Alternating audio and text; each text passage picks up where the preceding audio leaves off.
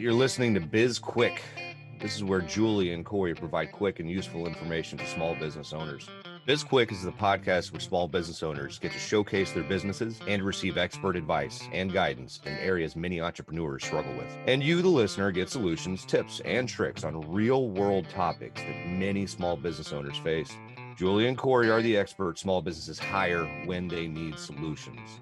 And the BizQuik podcast is just one way they deliver those solutions. Let's start the show. Hello and welcome to BizQuik. I'm Julie. And I'm Corey. And today we have Talkin' Tacos Part 2. So y'all know what that means. We're talking about Corey's restaurant adventure, Cabo Fish Taco, and digging in a little bit deeper about what it's like to open a restaurant. We'll have on joining us in a little bit, Matt Karfakis, who is helping Corey. He's consulting with him because he's got a deep background in restaurants, as we learned in Part 1.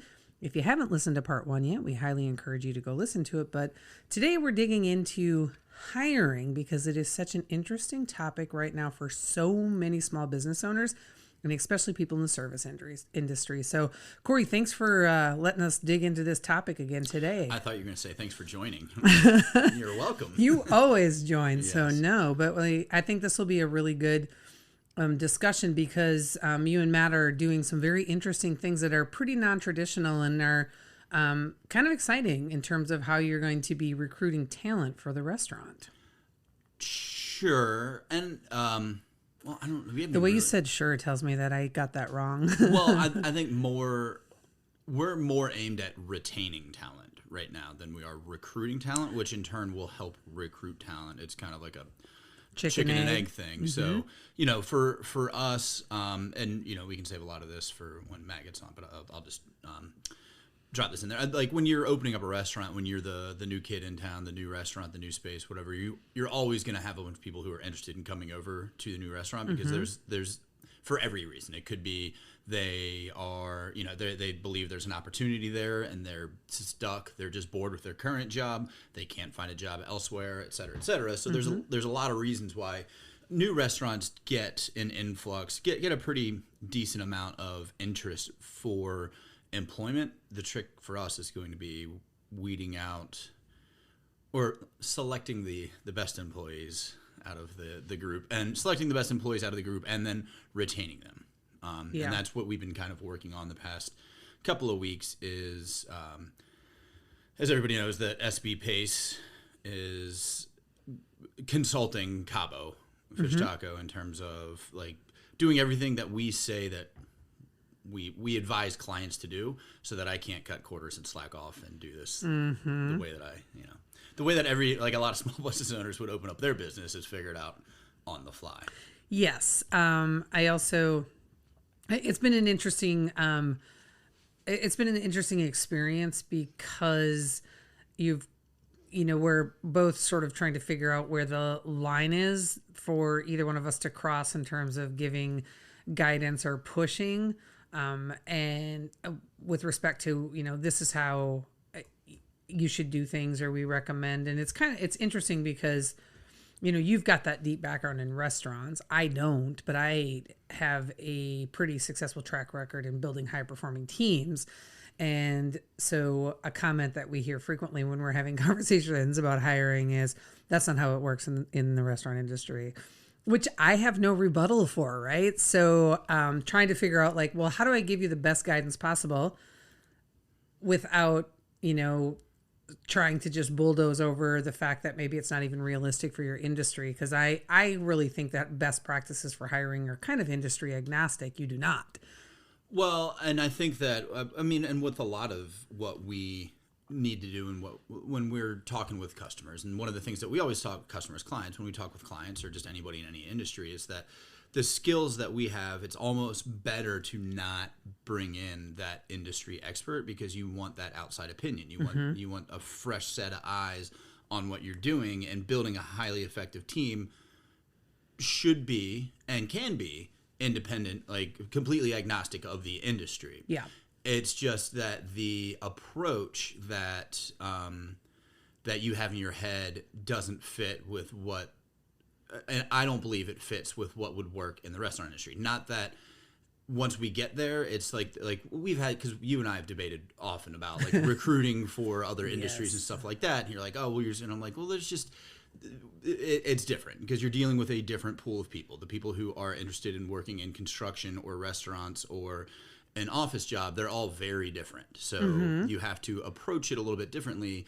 And I think, and we're going to have, when we bring Matt on, we could talk about this, but I think especially in cities and in places like Richmond, where your name, your reputation is a big part of who you are as an employer, like that is the best recruitment tool. Agreed. I agree with that. So so from that perspective, it's doing everything right to retain the highest, talent that we can get. And then in theory, that's going to attract more. Yes. We'll find out. Yeah. And I will say, we tried different approaches, or at least I have, in terms of like how we kind of move through some of these conversations, and we can get more in depth with this when Matt gets on. But one of the last conversation we had was really when we talked about onboarding, right? And so I, rather than telling you, this is how I think you should do it, had you and Matt walk me through everything that you think should be included. And then when we were done, I started, asking questions about, well, what would it look like if you included this, or could you include that? And could literally like hear in Matt's voice where he was like, yes, okay, yes, right? And because we couldn't see Matt's face, his camera was off on his Zoom, but I could see your face, and you were just like, huh, okay. So kind of piecing it in, like, this is the baseline. Now what can we do to amp it up and make it better? Yeah, and that's what I'm saying, like, to that different approach is like, because it's like you're trying to fit a square peg in a round hole, and that's what it feels like, when you're talking about this. But when you're like, okay, we just need to fit a peg in there, I'm like, oh, okay, you got to just change it a bit. So I'm like, okay, now I just need to think about it. They're like, all you're trying to say is this thing is something you need to consider. Now take your, how can we make it work, right? Yeah, because I think when you guys described for me what you thought that onboarding should be, well, in my head, what I was saying to myself was, okay, that's the minimum that a company should be doing.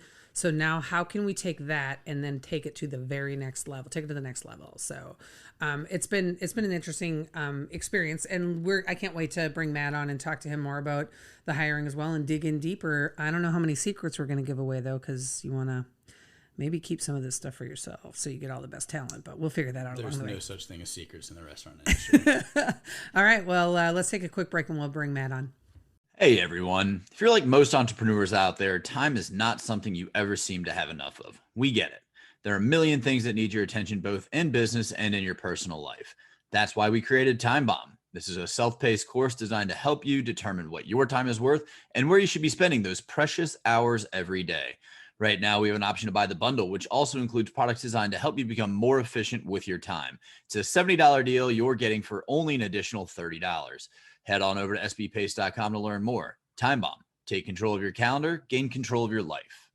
All right, welcome back to the show. We have Matt with us. Restaurant consultant is his official title today. Hey, Matt, welcome back. Hi, guys. How are you? We are so good. We were just talking about hiring before you joined us, and I thought that we would go ahead and continue that conversation because it is one that is of pretty consistent debate between me and Corey, and I think you will have an interesting perspective and most likely align with Corey. So every time you do, we're just going to shut you down. Okay. Sounds good. I'm not going to shut you down, obviously. Yeah. So over the past couple of weeks, Matt, we've been working through some of the details around hiring, including, things that you can do for team building and building high performing teams and really helping to employees with their career path inside of Cabo, as well as employee onboarding. And I just want to, traditionally, what do restaurants usually, when they're hiring, what do restaurants usually get wrong in the hiring process when they're looking at, building a team and getting really good talent in the door? I think it's about the follow-up. you hire people pretty quickly in the restaurant business, and I don't think Cabo this time around is going to be doing that. But at the same time, there's going to be situations where that's called for, and then it's the follow up. You hire somebody, you get their paperwork done, they start within probably 2 days, and then they just get trained, and you never follow up with them afterwards. And I think that's where a lot of restaurants get that wrong. Yeah, they kind of get lost in the system, so to speak, where it's just, all of a sudden they're learning all of the bad habits from the people who are training them, if they're lucky enough to get people to train them. And that's that. I remember one of my first jobs I got in a restaurant. It was literally, I was shown where the walk-in was. I got hired as line cook. I had no line cook experience prior to this. I was shown where the walk-in was. I got shown where dry storage was. I was handed a copy of the menu, and the guy who hired me said, "All right, cool. I'll be at the bar drinking if you need me." That was my introduction to that restaurant. Did you need him? Yes. Wow. That is, that's it. How long did you stay there? 4 years. Oh, wow. Yeah. Was it Cabo? No. Oh, okay. No, I did that to people at Cabo. No, it was another restaurant in Blacksburg. But yeah, I think that the problem is, and again, like we're going to have that problem, is you get in a pinch and you just need a warm body. And I know that makes you cringe because we've had this conversation before, Julie, but there's no putting work off until later. It has to happen now. And if that means hiring the first person who has a pulse, who walks in the door, sometimes that's just the world you live in. So, I didn't visibly cringe. I'm getting better at hearing it. But I wonder, so this, Matt, you said hire quickly, and Corey, you backed it up with you need a pulse, you just need a body. But, the traditional, non-restaurant, maybe non-service related hiring model is the exact opposite. Hire slow, fire quickly, right? And it appears as if maybe restaurants are the opposite. Hire quickly, fire slowly, right? You give chance after chance, because I know we've had some conversations around sort of the behavior or the things that people will get a pass on, where I'm like, oh, okay. But I get it. It's a totally different industry. But do you think, Corey, this is to you first, and then Matt, I would love your response as well. Do you think that there is ever an opportunity, aside from maybe being a white tablecloth restaurant, where you can flip that model, where you can hire more slowly and fire quickly because your restaurant is in such demand as a place that people want to work because of the culture that you've built and because of the environment and the rest of the team? Or do you just think that's just the way it's always going to be with non-white tablecloth type restaurants? I think there's stuff that you can do to help mitigate that, and the fire slowly thing isn't really that true either. I mean, you give a lot of passes to things, but it's also because it's not really detrimental to work, so to speak. Where like, and it's kind of, it's a part of the industry, so it's like, all right, I'm going to overlook the fact that you're hungover 70% of the shifts that you show up to, but that's because that's just a part of the industry. And if you ran a drug test on any restaurant in town here, they would be hurting for employees. So there's just that's just a part of the business. But no, so I think that you can there's ways around it where you can kind of through training and planning and all of that, you can have plans in effect. So if you need to get rid of somebody quickly, you can fill in the space, fill in that gap, whether it's moving somebody up from a lower position or you shuffling the schedule or whatever, which would have to happen anyways, because you're not going to be able to just hire somebody immediately and put them in that spot, depending upon what it is. So there's ways around it, but you're still going to, there are going to be many instances where, again, you need, because you need a body there. I need somebody at the front door to greet customers, just to slow them down enough so that I could get this table seated and come back. And if that's all they're doing is just entertaining the customers, they don't even know, the table numbers or the name of the restaurant. Sometimes you're like, okay, just stand here and just talk to people. That's all I need you to do. Okay. And then tomorrow we'll work on, training you on becoming a host. So there's not. So you're saying it would be rare to be able to flip that model and have it be hire slowly, fire quickly. I think, yeah, I think the hiring slowly part is the hard part, because somebody has to do that work, and it's going to fall on, somebody like myself. It's going to fall on management, and then all of a sudden I'm going to be like, you know what, I'm fed up with this. Whoever walks in here, I don't care. Hire the next customer that walks in here. I don't care, because that work falls on somebody. Okay. You can't. It's not like in corporate America, when we were corporate, I mean, jobs will be advertised for months and months and months, and that's fantastic, but that's would never fly in the restaurant industry. Okay. Matt, what are your thoughts on that? I agree with Corey to an extent. Hire fast and fire slowly. There's been a lot of examples or situations, especially when I worked at Cabo, where I gave pass after pass after pass, because you have to think about the schedule that week, the schedule the week after, and the schedule the week after. And you can't just fire someone so quickly, because you'll have a big hole in your kitchen. I'm just thinking of the back. Front's a little different, a little easier to fill some spots. But, in a perfect world, I would like to hire slowly and fire fast, to be honest.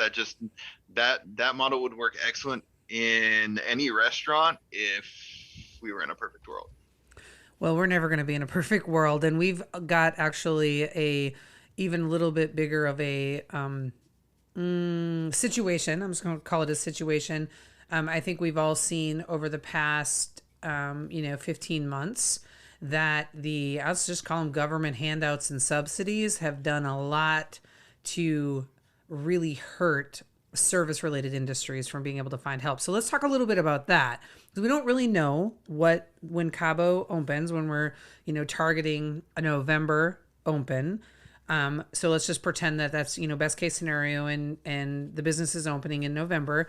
You're gonna be hiring in the August time frame for your managing your manager employees, or those key employees, and then in September you'll be hiring for.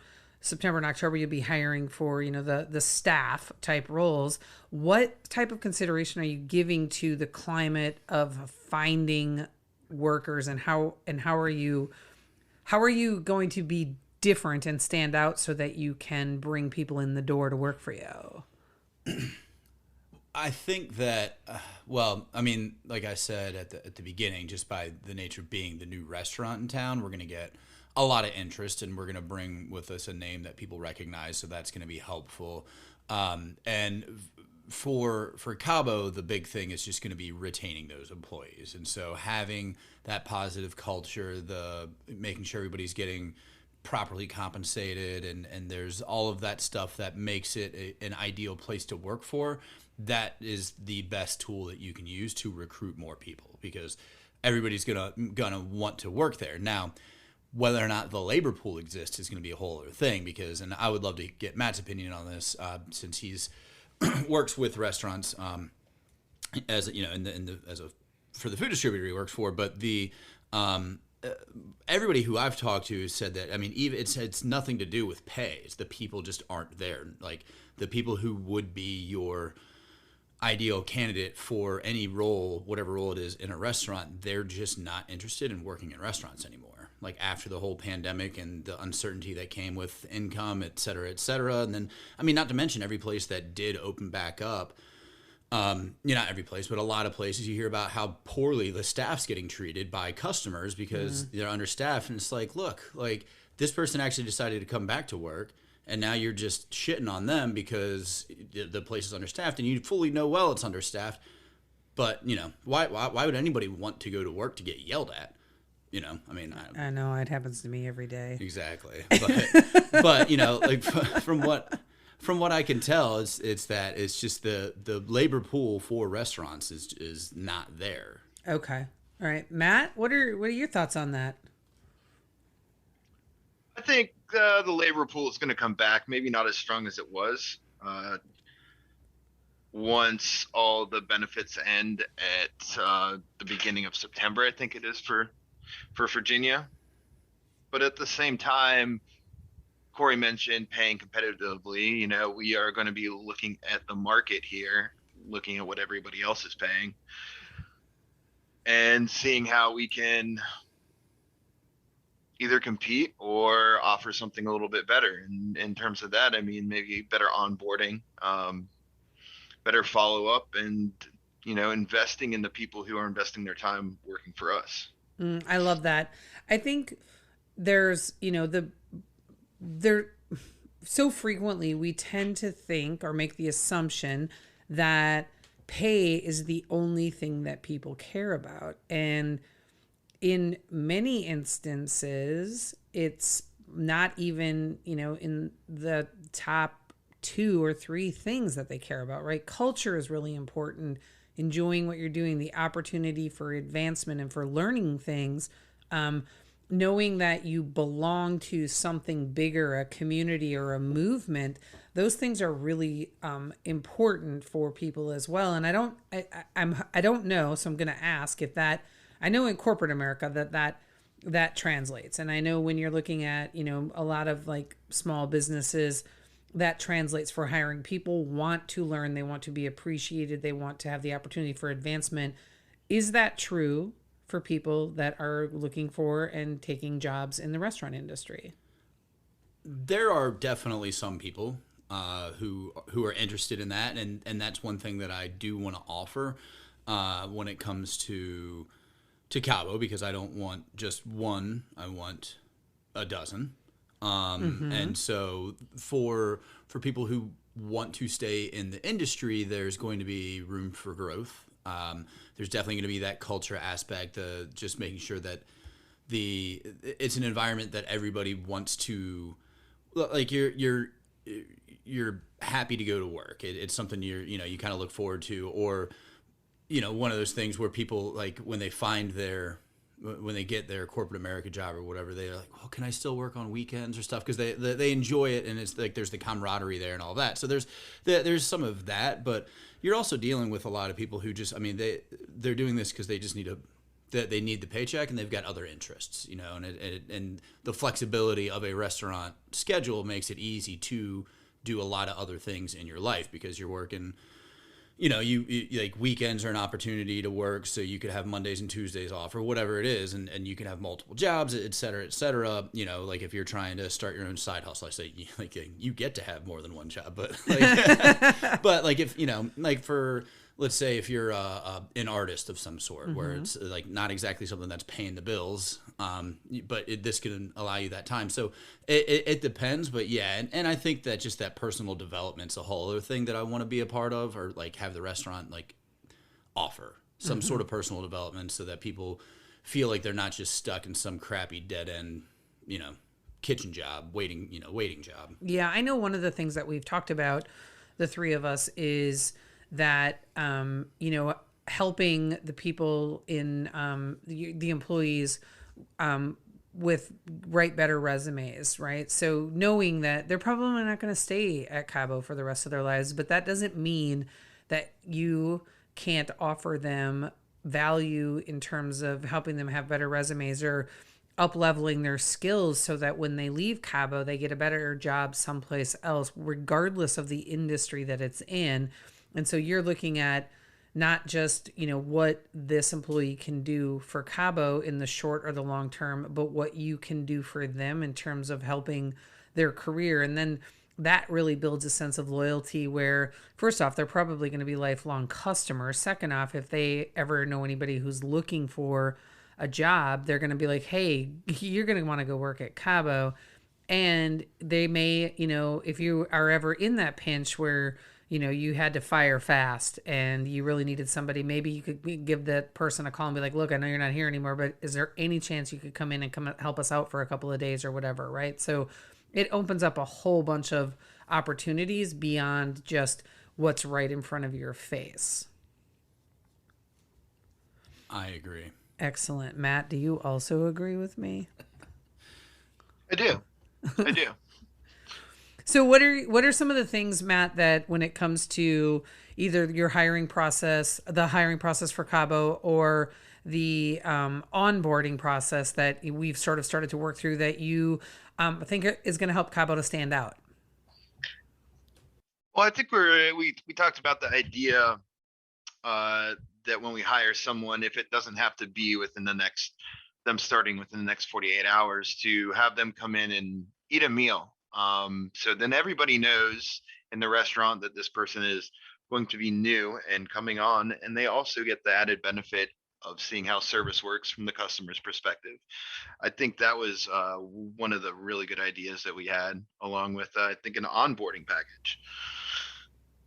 Yeah, I love the onboarding package idea, and that meal one is really cool too. I think that's something that I don't know if it's fairly unique to the industry, but it feels like something that helps people really understand from the customer perspective, but also meeting the team that they're going to be working with.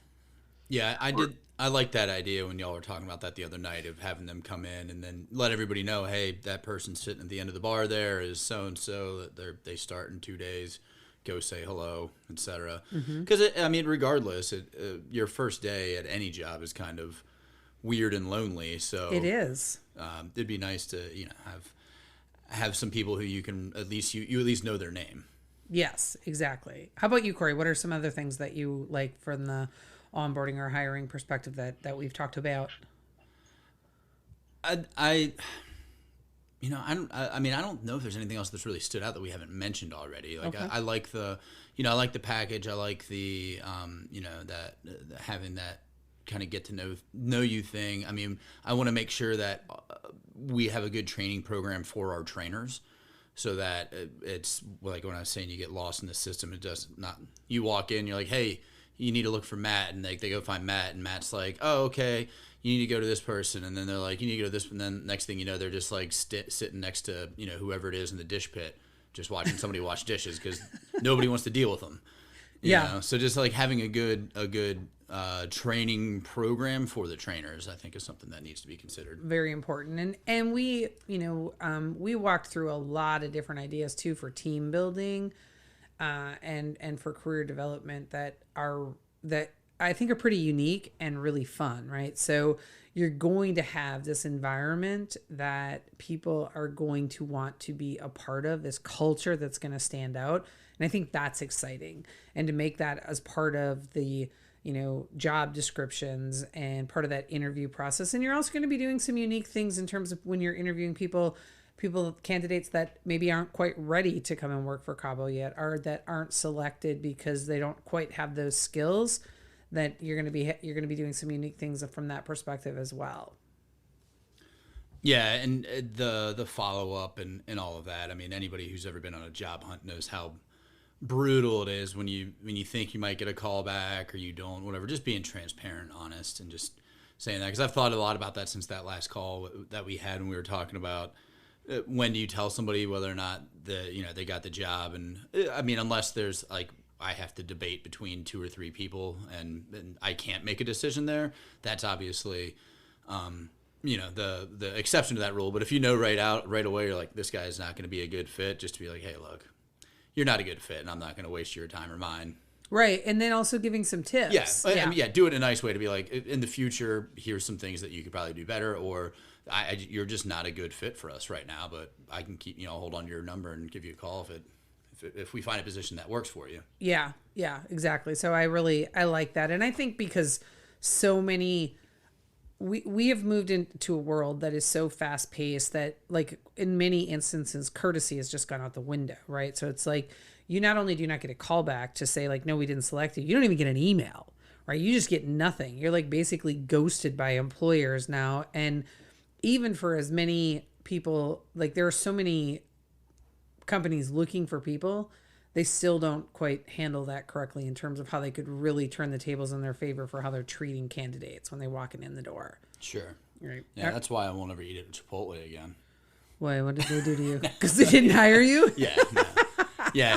That was years ago when I left that cafe, and I was just trying to find something to do, anything to do. And yeah, I knew it during the interview that these guys they were not going to give me the job, but they just like kept it going on and on and on. And then they never call back. And then eventually I got an email and I'm like I should have just walked out because I knew this wasn't going to be a good fit. Right. But imagine though, like when you were at Performance and, you sent me that email and offered to help. And I said, I don't need you. Well, at least you responded. That's true. That's true. But at least you didn't give up because you still came in and, you didn't know I was the hiring manager for the next. No, I did. And I was also told that my job was going to be eliminated. And it was like, you should probably go talk to Julie. Yeah, good move on your part. All right. We should probably start wrapping up. Matt, do you have anything else that you would love to tell our listeners before we wrap? Oh, wait. I got 3 questions. We're going to go back to this again. Yeah, we're going to make it quick. We're going to make it quick. So succinct answers, guys. Matt, we'll go to you first. And again, for our listeners, we're going to ask these 3 questions with each of the podcasts in this series. Same questions just to see how their answers change, or maybe they don't. Matt, what's one thing you'll do better than anyone else in the area?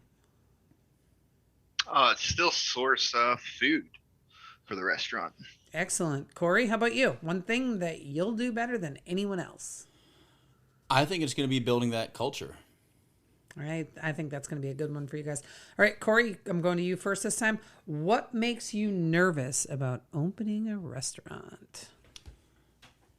I mean, right now, the thing that's making me nervous is whether or not we can actually start build out. Fair enough. You're very close, though. Very close. I think next time we do the Cabo podcast, we should talk about all the bureaucracy that happens to get a restaurant open. Yes. Although we might need to block off 2 hours for that one. I'm just going to call it complaining about the government. Talking Tacos Part 3, complaining about the government. All right, Matt, what makes you nervous? Rising prices of all the products currently. Interesting. Okay. And then finally, Matt, why will Cabo be a success? Along with the training and onboarding now, the culture, it's like we just keep adding every week. Fantastic. Corey, what do you say? Yeah, it's the people. And that's the primary reason why I believe most restaurants are successful. It's the people. The people. I agree.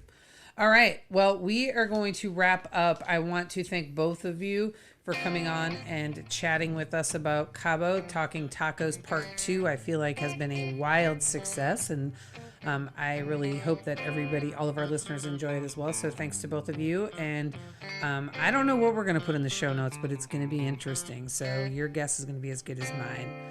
If you're interested in working with SB Pace, you know what? Just connect with us on our website. You can fill out the contact form, or you can send an email to info@sbpace.com. And if you are one of the many people who are going to be really clamoring to work at Cabo, just hold tight because the hiring should start soon and it's going to be an amazing experience. Well, I'll tell you one thing that we're going to put in the show notes, and that's going to be the Instagram account for Cabo Richmond. So if you're a listener and you haven't followed us on Instagram, we are at cabo.richmond. So we'll drop that in the show notes, and then you can connect with SP Pace and BizQuik podcast. We have LinkedIn, Twitter, Instagram, Facebook, and YouTube, and everything that you need to know can be found on our website, sbpace.com. Exactly. You can also subscribe to our podcast. We would love it if you did, and if you told 2 friends about it and asked them to tell 2 friends as well. And if you could like us and give us a review, we really appreciate that. That helps us to do better. We perform better. It's almost like dogs getting a treat. We perform better with reviews. Oh, and hey, you can reach out to us about any topic that you're interested in hearing about, and we will do our best to make that happen. And don't forget to buy our book. It's called Seriously Now What? A Small Business Guide to Disaster Preparedness. It's on Amazon. It's a bestseller. We've got a digital workbook download, and if you've already purchased it, make sure to like it and give us a review. Exactly. I'm Julie. And I'm Corey. This was BizQuik, helping small businesses across America.